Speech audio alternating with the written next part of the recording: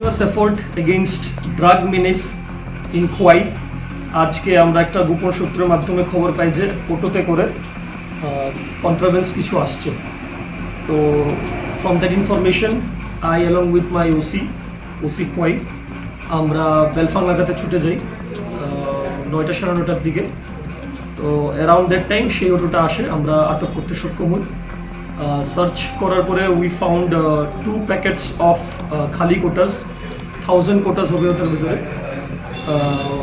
1 case of heroin, 2 mobile and 2 purses.